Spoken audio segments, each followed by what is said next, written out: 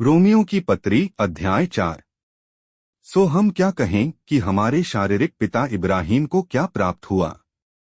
क्योंकि यदि इब्राहिम कर्मों से धर्मी ठहराया जाता तो उसे घमंड करने की जगह होती, परंतु परमेश्वर के निकट नहीं।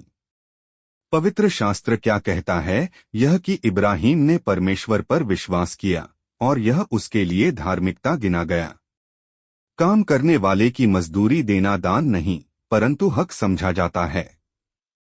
परंतु जो काम नहीं करता वरन भक्तिहीन के धर्मी ठहराने वाले पर विश्वास करता है, उसका विश्वास उसके लिए धार्मिकता गिना जाता है। जिसे परमेश्वर बिना कर्मों के धर्मी ठहराता है, उसे दाऊद भी धन्य कहता है कि धन्य वे हैं जिनके अधर्म क्षमा हुए और जिनके पाप ढांपे गए। धन्य है वह मनुष्य जिसे परमेश्वर पापी न ठहराए। तो यह धन्य कहना क्या खतना वालों ही के लिए है या खतना रहितों के लिए भी? हम यह कहते हैं कि इब्राहिम के लिए उसका विश्वास धार्मिकता गिना गया। तो वह क्यों कर गिना गया, खतने की दशा में या बिना खतने की दशा में? खतने की दशा में नहीं, परंतु बिना खतने की दशा में। और उसने खतने का चिन्ह पाया कि उस विश्वास की धार्मिकता पर छाप हो जाए जो उसने बिना खतने की दशा में रखा था, जिससे वह उन सब का पिता ठहरे जो बिना खतने की दशा में विश्वास करते हैं, और कि वे भी धर्मी ठहरें। और उन खतना किए हुओं का पिता हो जो न केवल खतना किए हुए हैं, परंतु हमारे पिता इब्राहिम के उस विश्वास की लीक पर भी चलते हैं जो उसने बिन खतने की दशा में किया था।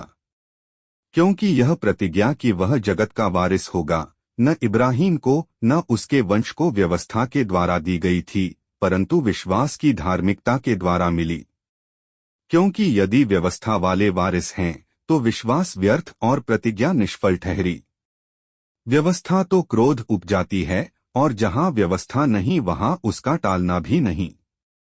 इसी कारण वह विश्वास के द्वारा मिलती है कि अनुग्रह की रीति पर हो कि प्रतिज्ञा सब वंश के लिए दृढ़ हो, न कि केवल उसके लिए जो व्यवस्था वाला है, वरन उनके लिए भी जो इब्राहिम के समान विश्वास वाले हैं। वही तो हम सब का पिता है।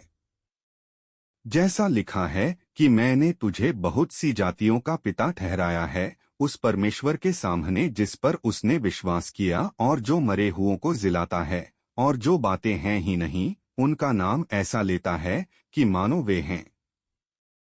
उसने निराशा में भी आशा रखकर विश्वास किया, इसलिए कि उस वचन के अनुसार कि तेरा वंश ऐसा होगा, वह बहुत सी जातियों का पिता हो।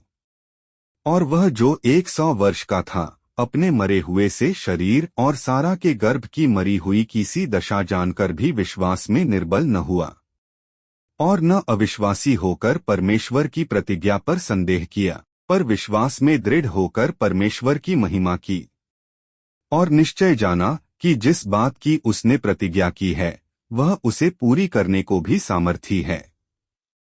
इस कारण यह उसके लिए धार्मिकता गिना गया। और यह वचन कि विश्वास उसके लिए धार्मिकता गिना गया न केवल उसी के लिए लिखा गया, वरन हमारे लिए भी जिनके लिए विश्वास धार्मिकता गिना जाएगा, अर्थात हमारे लिए जो उस पर विश्वास करते हैं जिसने हमारे प्रभु यीशु को मरे हुओं में से जिलाया।